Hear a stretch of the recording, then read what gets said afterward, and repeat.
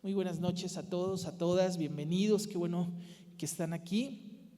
Y quiero comenzar el día de hoy la prédica contando una de las cosas que a mí me gustan y un poco de lo que yo he ido descubriendo de mí. En el sentido de que no me gusta a mí mucho quedarme con dudas. O sea, si a mí algo se me presenta, no me quedo con la interrogante de qué habrá sido, a qué se habrá referido, qué es lo que quiere decir, ¿no? En el transcurso de mi vida me doy cuenta por qué son estas cosas, ¿no? Muchas de estas situaciones del por qué no me gusta quedarme con dudas vienen de creencias o de aquellas cosas que mis papás o mis amigos me implantaron, que en algún momento me dijeron, oye, pues bueno, es importante que conozcas de varios temas para que puedas tener una buena conversación, de varias cosas que en el transcurso de nuestras vidas vamos formando una línea de pensamiento que nos hace vivir conforme a lo que nosotros pensamos. Y esto es un punto bien importante y bien clave que quiero que el día de hoy lo tengamos presentes, porque muchas veces no nos damos cuenta, pero nosotros vivimos nuestras vidas conforme a lo que nos fuimos construyendo en el camino, conforme a las experiencias, conforme a las enseñanzas, conforme a los valores. Hay muchas cosas con las que hemos construido nuestras vidas que es lo contrario a lo que nosotros vivíamos, ¿verdad? Muchas veces dijimos, yo no quiero esto para mi vida, yo no voy a vivir, yo no quiero pasar lo mismo que de niño viví o pasé o vi. Y entonces empezamos a hacer una construcción de nuestras vidas referente a esto, ¿no? Como les comentaba, una de las cosas que yo tengo es que no me gusta quedarme con dudas, ¿no? Sé de muchos temas, aunque sea poquito, pero me gusta investigar y soy una persona muy apasionada. Cuando algo me interesa, empiezo a investigar, a ver videos, a involucrarme. He aprendido algunas cosas por tutoriales de YouTube, por estar haciendo investigación por mi parte, ¿no? Y esto nada más es como una referencia a lo cual yo les quiero hablar el día de hoy. Y es que en la semana escuchaba o veía un video que me interesó mucho sobre los agujeros negros. Y es que hablaba un doctor Miguel Alcubierre, se llama, es un físico teórico mexicano, reconocido mundialmente porque tiene premios que ha ganado por un descubrimiento o una teoría que él hizo de poder viajar más rápido que la luz sin utilizar o sin alterar las leyes ya establecidas sobre la relatividad. Pues bueno, este hombre hablaba específicamente sobre los agujeros negros y decía que un agujero negro es el fin de una estrella muy masiva. Una estrella muy masiva se refiere a una estrella que está 30 o 40 veces más grande que el Sol. Y en su etapa final, cuando ésta se va apagando, empieza a formarse un agujero negro. ¿A qué está yendo todo esto? Bueno, hay ciertas leyes que nosotros conocemos, físicas, ¿no? De las cuales no nos podemos escapar, ¿no? Y una de estas leyes es la ley de la gravedad. Un agujero negro es una fuerza equilibrada entre la fuerza de atracción que tiene la ley de la gravedad, que se aplica todo el tiempo, y esa fuerza de calentamiento de las energías nucleares que todo el tiempo la tiene en constante expansión. Entonces, mientras que el calor intenso que tiene esta estrella hace que se expanda hacia afuera, la ley de la gravedad mantiene el equilibrio trayéndola hacia adentro. Entonces, cuando una estrella se empieza a apagar, una fuerza empieza a ganar, y en este caso es la fuerza de la gravedad con este enfriamiento que sufre la estrella, empieza a ganar y empieza a atraer todo. Así es como se forma un agujero negro que su nombre viene porque ni siquiera deja escapar o entrar luz en el interior por cómo está conformada. Bueno, todo este inicio, ¿no? Es un dato cultural meramente, pero también por el hecho de que hay cosas irrompibles en el mundo y que tienen un equilibrio. Y para mí, desde mi cosmovisión, todo esto me lleva a seguir admirando la perfección de Dios, a seguir viendo cómo Dios tiene el control específicamente de cada cosa, de cómo algo que ni siquiera me puedo yo imaginar, una estrella 30, 40 veces más grande que el Sol, puede mantener un equilibrio perfecto, ¿no? Y todo esto, en mi cosmovisión, como les digo, es obra y creación de Dios. Pero pasa algo muy raro durante este proceso de creer que Él tiene el control de esa estrella y de todo lo que pasa, y de la ley de la gravedad y de la ley de las velocidades y la ley de la luz, todas las leyes que podemos imaginarnos que entramos en este ambiente ya de ciencia y demás. Bueno, pasa algo bien extraño, que a pesar de que yo estoy consciente de que Dios controla eso, de que Dios puede controlar si llueve, si no llueve, si Dios puede controlar mi vida, lo que pasa en cada uno de ellos, aún así hay una parte de mí que quiere tomar el control.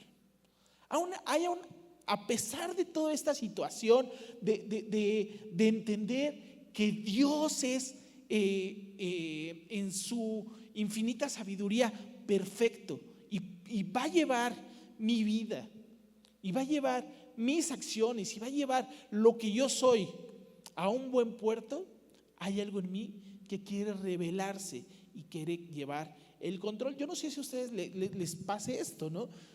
Pero al menos a mí, en mi desobediencia o en mi rebeldía, siempre encuentro que el punto de querer hacer las cosas como yo quiero es porque no deseo soltar el control de mi vida a Dios, ¿no? Y lo podemos ver desde muy temprano en la Biblia, cuando empezamos a leer Génesis. Ustedes recuerdan seguramente la historia de Adán y Eva, que Adán, a final de cuentas, cuando ustedes leen esta parte de la Biblia, nos damos cuenta que este animal que se les presenta y que les dice: oye, pero eso no es cierto. Ustedes, lo único que Dios no quiere para ustedes es que ustedes sepan realmente qué es lo que hay más allá, ¿verdad? Estas son las palabras que le dice la serpiente, o que les dice este animal a ellos. Es que no quieren que sepan más allá. Este fruto es de sabiduría para que ustedes puedan aprender más, o entender más, o distinguir el bien y el mal. Y al final de cuentas, si ustedes se dan cuenta, traducido es que ustedes puedan tener el control de sus vidas en sus manos y decidan hacia dónde quieren ir. Y es así como seduce esta idea de tener el control a Eva, y es como toma el fruto, y con la intención de saber más, de tener, ¿no?, nuevamente este control sobre decidir si hacer algo o no hacerlo, a pesar de la instrucción clara que se les había dado. Vemos que hay un rompimiento. Y entonces yo analizaba sobre qué tan difícil es poder dejarle el control de mi vida a Dios.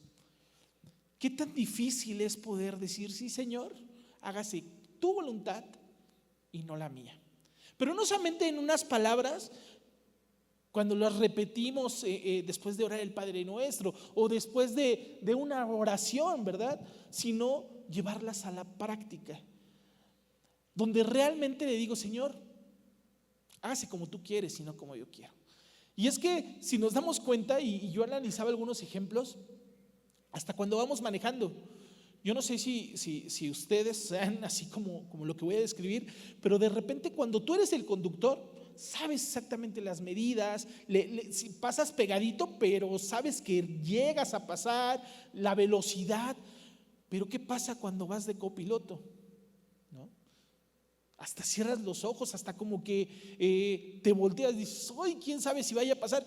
Porque no es lo mismo. No sé si les pasa que hasta de repente tienen el reflejo de frenar cuando alguien más va manejando, y creen que va muy rápido o que va a tener que frenar rápido, ay, ustedes meten el freno como si fueran a frenar realmente el carro. Pero es porque no soltamos el control por completo. Tenemos una obsesión por estar llevando nosotros la línea hacia donde debe de seguir. Aún en estas cosas tan pequeñas empezamos a ver un poquito de cómo es que está nuestra vida referente al control. El control nos produce calma y la falta de control llega a producir en nuestras vidas un temor muchas veces injustificado, un temor muchas veces que no tiene ningún sentido, pero al final de cuentas esa falta de poder controlar ciertas cosas, si no es que las mayorías, en nosotros nos lleva a tener ansiedad hacia las cosas. Quiero que por favor me acompañen a Lucas capítulo 12.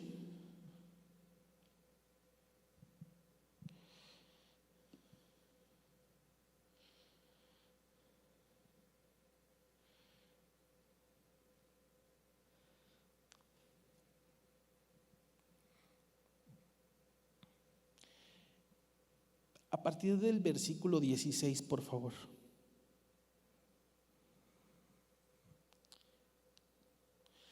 Dice así, luego les contó una historia. ¿Quién les contó una historia? Jesús.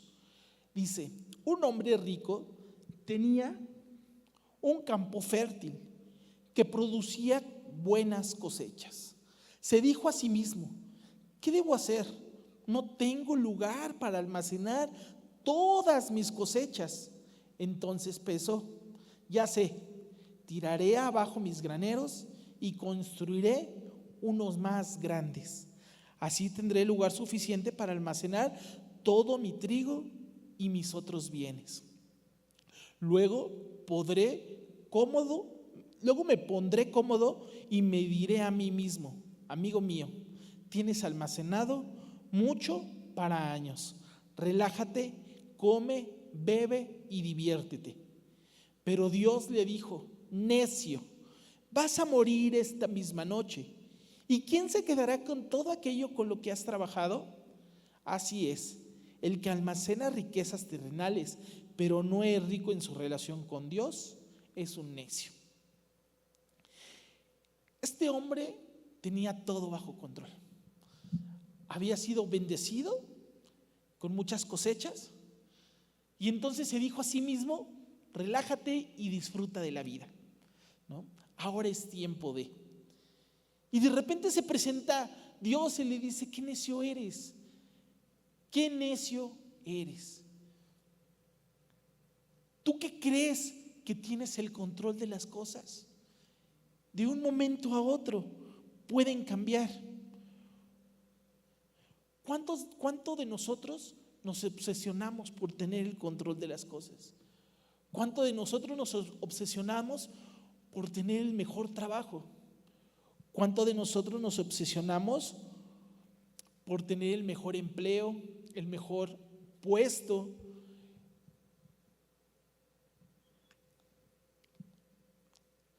¿Cuánto de nosotros tememos perder eso que creemos que hemos ido construyendo? Mucho tiempo en mi vida creí que solamente a través de las relaciones podía poder conseguir un buen trabajo. Soy una persona que se me da muy fácil poder platicar con la gente, poder conectar con la gente. Y entonces tenía una confianza en el control que podía ejercer en mis amistades. Entonces, cuando yo termino la universidad, aparte de que salí con muy buenas calificaciones, dije, listo, voy a encontrar trabajo rapidísimo. Afortunadamente ya conocía yo del Señor. Y pasó un año antes de que yo tuviera un trabajo saliendo de la universidad. Y ese año me sirvió para entender que no dependía o que no podía depender de mis amistades, de que me echaran la mano mis familiares. que no podía depender de las calificaciones que había obtenido en la universidad, que no podía depender de la supuesta inteligencia que yo sabía que tenía para poder conseguir un trabajo. Y fue un camino duro y fue un camino difícil. Pero fue en el momento en que decidí dejarle el control de mi vida a Dios, cuando las cosas empiezan a cambiar de manera drástica. Cuando me rendí y tuve que inclinar mi rodilla y decirle: Señor, está bien. Si tú no quieres, Señor, no voy a trabajar. Solo te pido que tú me sostengas. Si tú no quieres, Señor, no me voy a dedicar a lo que yo había planeado en mi mente dedicarme. Solo te pido que tú me sostengas. Y tú sabes, es más, en ese tiempo yo no conocía a mi esposa y le dije: Señor, si tú no quieres que yo tenga una familia, tú conoces el deseo de mi corazón. Sabes que quiero tener una pareja, que quiero casarme, que quiero tener una familia. Pero si tú no quieres, solamente cuida de mí y cuida de mi corazón. Es todo lo que te pido. Y entonces, cuando empecé a dejarle ese control a Dios, mi vida empezó a cambiar. Mi vida empezó a ser diferente. Mi vida empezó a verse de manera diferente. Y no solamente en las cosas materiales como el empleo, no solamente en las cosas físicas como el conocer a mi esposa, sino también en las cosas espirituales. ¿Alguna vez te has descubierto pensando: si me sacara la lotería? Uy, no. Si yo tuviera un pariente rico que me heredara. Uy, si alguien se me acercara, un desconocido, y me dijera: ¿sabes qué? Creo que eres buena persona. Toma esta cantidad de dinero. No, lo primero que haría sería correr a ayudar a la iglesia. Sería correr a ayudar a los necesitados. Uy, no, si yo tuviera, le construiría una casa a mis papás. Uy, no, yo les daría a todos si yo tuviera la capacidad. Si tú te has descubierto teniendo estos pensamientos, déjame decirte que no eres el único. No te sientas mal. Pero ¿sabes qué dijo Jesús? ¿Qué dice la Biblia? ¿Qué dicen las Escrituras respecto a esto? Dice que aquel que es fiel en lo poco, también es fiel en lo mucho. Dice que aquel que es fiel cuando casi no hay nada, es digno de tener las riquezas de los cielos. Entonces, a veces tenemos tanto temor de dar, no solamente económicamente, que es una parte que creo que más nos cuesta como seres humanos, soltar la economía, sino soltar el tiempo, soltar emociones, soltar amor. A veces estamos tan a la defensiva que no nos damos a nosotros mismos, no nos damos oportunidad de tratar a la demás gente. No nos damos ni la oportunidad de ser transformados por el Espíritu Santo. Porque a veces escuchamos la voz de Dios y viene: ¿sí será Dios? ¿Sí será Dios que me está diciendo que perdone a quien me hizo tanto daño? ¿Sí será Dios que me dice: sonríele a pesar de que habla mal de mí esta persona? ¿Sí será Dios quien me dice: suelta ese dinero, suelta ese trabajo? ¿Sí será Dios? Y a veces no lo hacemos simplemente porque queremos tener el control de la situación, del empleo, del trabajo. Les comentaba que una de las cosas más difíciles, creo yo, para nosotros, o al menos para la mayoría, es soltar económicamente. Es confiar en que Dios nos va a sostener. Es confiar en las promesas que Dios tiene para cada uno de nosotros, de decir: tú tranquilo. Y no solamente estoy hablando de soltar aquí en la iglesia, de dar lo que nos corresponde, no, sino de estar atentos de aquellos que necesitan. Estar vigilantes viendo quién necesita de mi ayuda, sabiendo que yo la puedo dar de cualquier manera. A lo mejor necesitan que les eche la mano haciendo un trabajo. A lo mejor lo que yo estudié les ayuda. A lo mejor sí económicamente. A lo mejor un esfuerzo extra. De cualquier manera. Pero eso hace que se nos haga un corazón egoísta. Entonces, el control nos lleva, la falta de control nos lleva al temor. Y el temor nos lleva al egoísmo. Y es una cadena que va creciendo. Y el egoísmo, ¿sabes a qué nos lleva? O la palabra misma a lo que se refiere, al egocentrismo, a fijarnos, a meternos en nosotros mismos. Y entonces, ¿sabes cuándo nos volvemos lo que Dios quería que nos volviéramos? Que era volvernos luz, volvernos sal. Nunca, no llegamos a ser o a tener todo ese potencial por el cual somos hechos, porque resulta que hay raíces, como nos hablaba Enrique el domingo, de temores, de egocentrismo, producidas por no querer dejarle el control a Dios. Hay un pueblo que nos describe la Biblia, un pueblo pequeñito. Es más, es un pueblo que empezó con una persona, con una promesa, y que en algún momento fue creciendo, y que en esa promesa les dijo: ustedes se van a multiplicar como cada arena del mar, como las estrellas que hay en el cielo.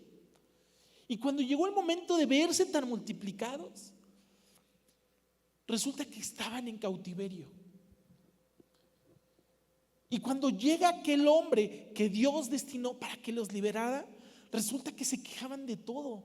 Se quejaban de que, ay no, mejor yo quiero seguir comiendo ajos y cebollas como cuando era esclavo. Ay no, ¿sabes qué? Es que nos trajiste al desierto a morir. Ay no, es que aquí, ¿qué vamos a hacer? Y ellos querían seguir teniendo el control. ¿Y sabes qué hizo Dios para poder ir instruyendo a ese pueblo? Les dio maná, un maná que era su alimento día con día. Y ese maná, si ustedes lo recuerdan, no se podía almacenar. Ese maná no podían decir: uy, ahora sí mandó bastante, voy a guardarlo para el día de mañana. No, si hacían eso, el maná se pudría. Y entonces Dios decía: es que no dependes de ti, depende de mi provisión. Les quitó todo lo que tenga que ver con cómo orientarse. Los mantuvo en el desierto 40 años.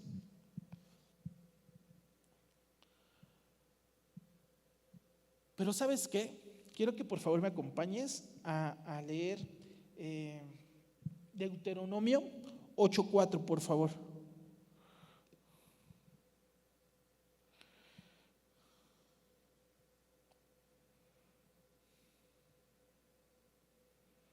Capítulo 8, versículo 4, dice: en todos esos 40 años, la ropa que llevabas puesta no se gastó, y tus pies no se empollaron ni se hincharon.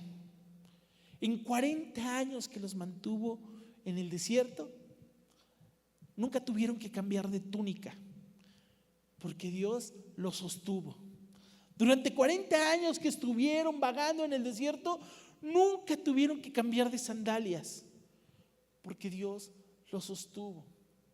Durante 40 años que anduvieron caminando día tras día, ni un callito, ni el pie se les hinchó, porque Dios los sostuvo.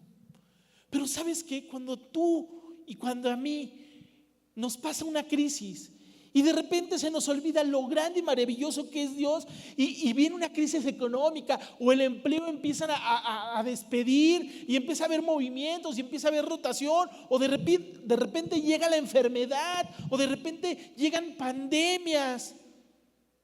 ay Señor, te has olvidado de mí. No, ahora voy a hacer esto, y ahora voy a hacer lo otro, y ahora voy a ir aquí, y sabes que yo tengo un amigo que me va a echar la mano, y olvidamos la clase de Dios que tenemos. Y de repente quiero volver a tomar el control. Y no recordamos que este mismo Dios que hizo esto es el mismo Dios que nos sustenta hoy.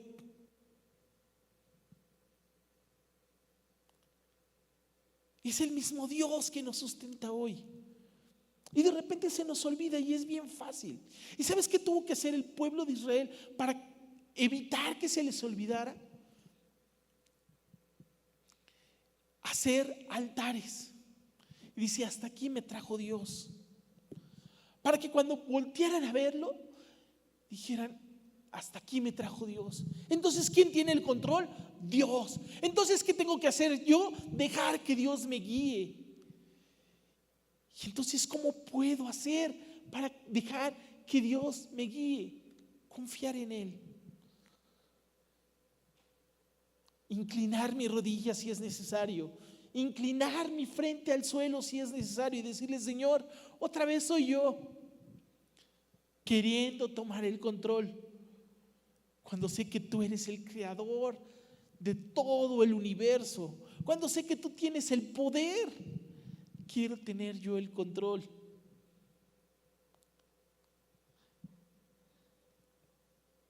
Hubo un hombre, un rey.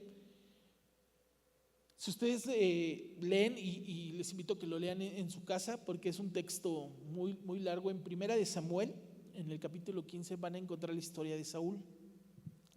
Saúl es un rey, o es el primer rey de este pueblo, después de que ellos mismos decidieron tener un rey. No les bastaba la soberanía de Dios, sino que ellos dijeron, no, mándanos un rey. Ok, les pongo a Saúl. Y Saúl fue elegido por Dios.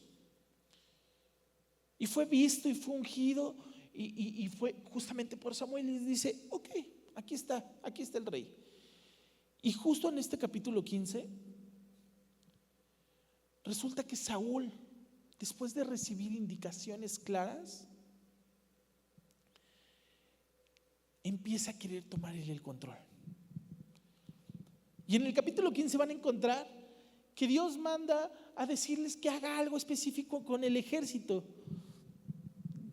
Y Saúl hace lo contrario. Me refiero a esta parte de querer llevar él algo que no le correspondía, porque empieza a alzar un altar, empieza a adorar a Dios, y a quien le correspondía realmente esta tarea no pudo esperarlo, no pudo obedecer simples indicaciones.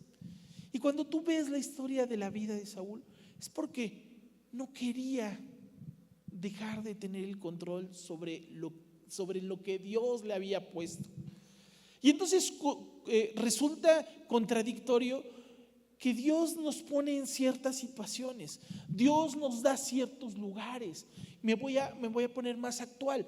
Dios nos da ciertos trabajos, nos da ciertas oportunidades, y resulta que ahora tengo que dejar a Dios por aquello que me están dando. A Saúl le dieron un reino, le dieron un pueblo que gobernar, y ahora desobedece a Dios por querer complacer al pueblo. A veces somos así de contradictorios. A veces nos comportamos de tal manera que olvidamos que Dios es quien da. Y entonces, no, ¿cómo voy a faltar a mi trabajo? ¿Cómo no me voy a quedar más tarde si me están pidiendo que me quede más tarde en miércoles, y ahora me están pidiendo que los domingos y los sábados, que ya tengo un compromiso de poder ir a evangelizar, también me están pidiendo que vaya? Y entonces empieza a llenar nuestra agenda de tareas de aquello que yo le había pedido a Dios. Y resulta que aquello que era una bendición me empieza a esclavizar. Y entonces el control de mi vida, de mi tiempo, ya ni siquiera lo tengo yo, no lo tiene Dios, lo tiene mi trabajo. Lo tiene las actividades a las cuales estoy destinando todo mi tiempo, todo mi esfuerzo. Y aquello que me llevó a tenerlo, lo vuelvo a dejar a un lado o lo vuelvo a dejar atrás.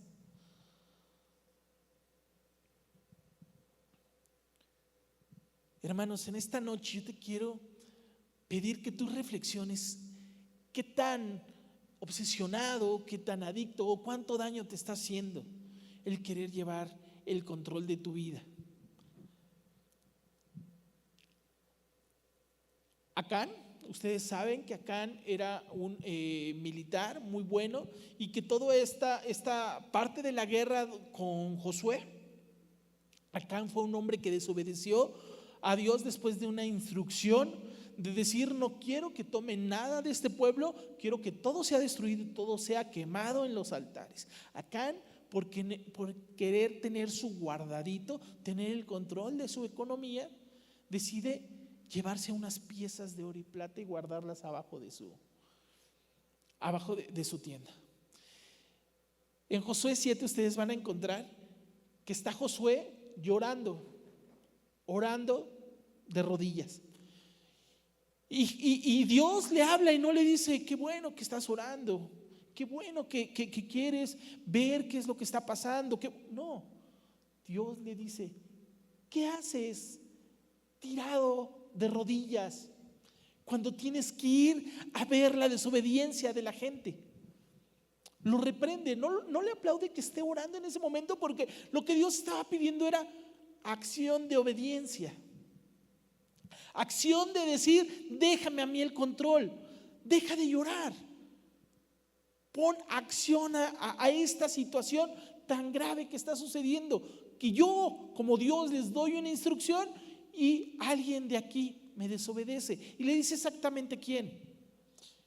Y entonces ustedes conocen el resultado final de Acán, que él, no solo él, sino que toda su familia fueron destruidas por querer tener el control, por querer tener ese guardadito de decir: por si llega a escasear el dinero, mejor aquí lo tengo. Por si las dudas, por si algo llegara a pasar. A final de cuentas, estas inseguridades, estos temores que guardan el corazón de Acán específicamente, de no querer dejar el control, de no querer darle la soberanía a Dios, terminan en una tragedia. Y lamentablemente, y esto es bien importante entenderlo, es cuando ustedes leen esta historia en Josué 7, no solamente fue una tragedia para él y su familia, esta fue la última consecuencia, pero si ustedes ven, se produjo una batalla y en esa batalla murieron gente inocente por la culpa de un solo hombre que desobedeció. A veces nuestras decisiones impactan más de lo que nosotros creemos. Impactan a nuestra familia, impactan a nuestro alrededor. Hermanos, yo te quiero invitar en que esta noche reflexiones sobre el dejarle el control a Dios de tu vida. Yo no sé en qué situación te encuentres, no sé si el temor de una enfermedad o el temor de una economía débil o el temor de situaciones en tu trabajo te estén pidiendo tomar el control de las cosas. Pero yo te quiero decir y te quiero recordar que así como los hebreos construyeron un altar, tú puedes construir un altar en tu corazón y decir: hasta aquí Dios me ha sostenido, hasta aquí Dios me ha traído y hasta el día de hoy nada me ha faltado. ¿Qué puedo temer? ¿Qué puede pasar en mi vida que Dios no pueda solucionar? Que de Dios no me pueda liberar. ¿Qué puede pasar en mí que no pueda confiar plenamente en Dios? Y te quiero invitar a que el día de hoy te pongas de pie y que le digas a Dios: Señor,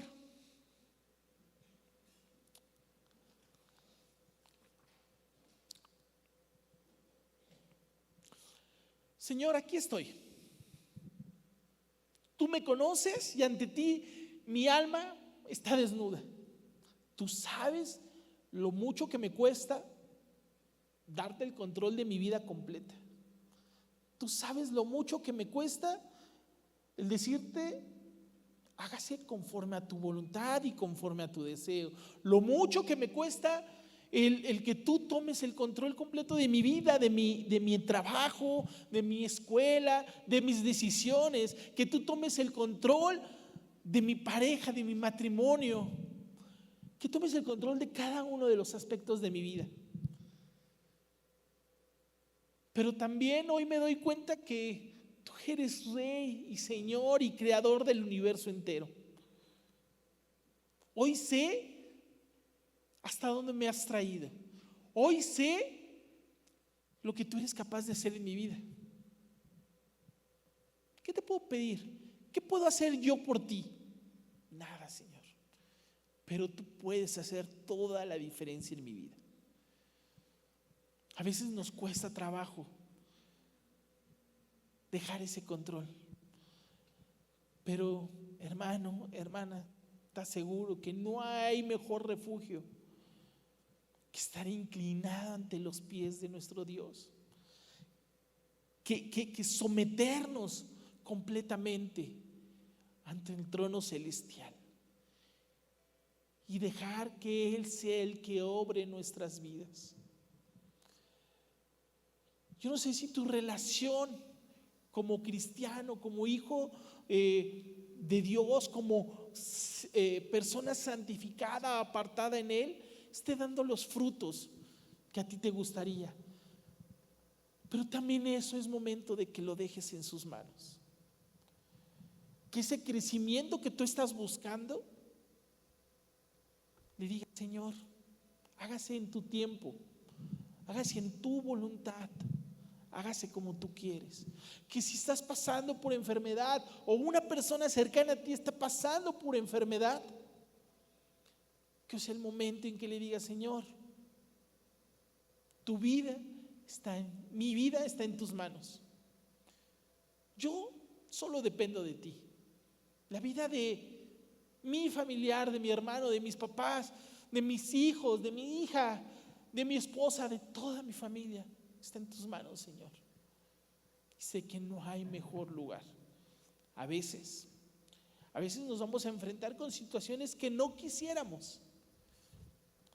Pero cuando confiamos en que todas las cosas nos son para bien, podemos estar tranquilos, porque Él no nos va a dar una carga que tú y que yo no podamos soportar.